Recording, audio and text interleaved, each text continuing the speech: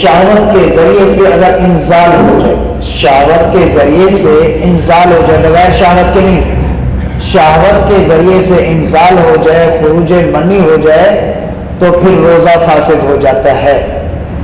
اگر شہوت کے ذریعے سے نہیں، اس طریقے سے ہے، اس کو الگ چیز کہا جاتا ہے، لیکن اس سے روزہ فاسد نہیں ہوتا۔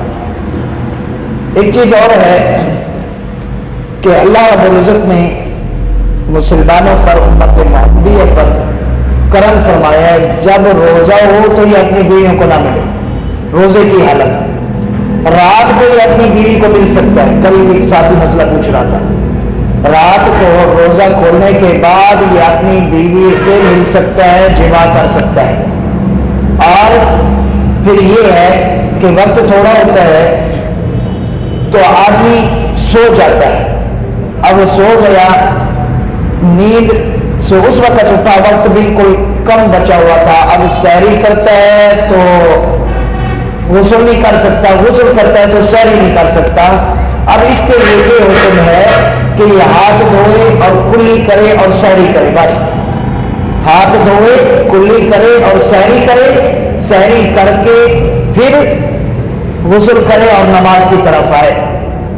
اگر ویسے ہی سو رہا، اٹھ گیا، ہاتھ دھو کر کلی کر کے سحری کر سکتا ہے، اس میں کوئی کراہت نہیں ہے، کوئی بات نہیں ہے۔ اب یہ غسل کر کے بعد میں آ کر نماز پڑھے، نماز کے لیے غسل شرط ہے اور کھانے کے لیے غسل شرط نہیں ہے۔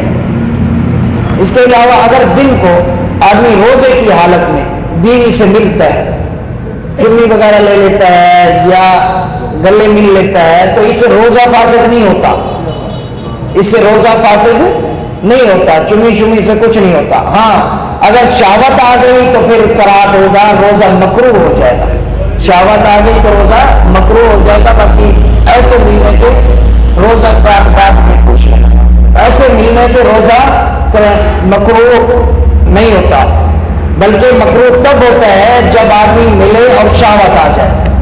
اس کے علاوہ اگر کوئی اپنے مخصوص آلات سے کھیلتا رہا ہے، انہیں توجہ کرے سے تھوڑا دیر شاہ صاحب، اگر وہ روزہ اگر وہ اپنے آلات سے کھیل رہا ہے، کھیلتے کھیلتے جو ہے نا وہ کھیلنا شروع کر دیا، اب شہوت آ گئی ہے تو یہ روزہ مکروہ ہو جائے گا۔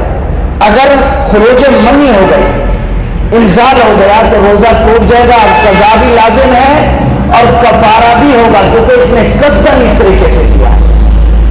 جب یہ کل ایک مسئلہ یہ بات رہ گئی تھی، قصدن اگر یہ اس طریقے سے کرے گا، جماع کرے گا قصدن بیوی کے ساتھ بھی یا کوئی اور طریقے سے اس نے خارج کیا تو پھر روزہ بھی فاسد ہو جائے گا، کفارہ بھی لازم آئے گا۔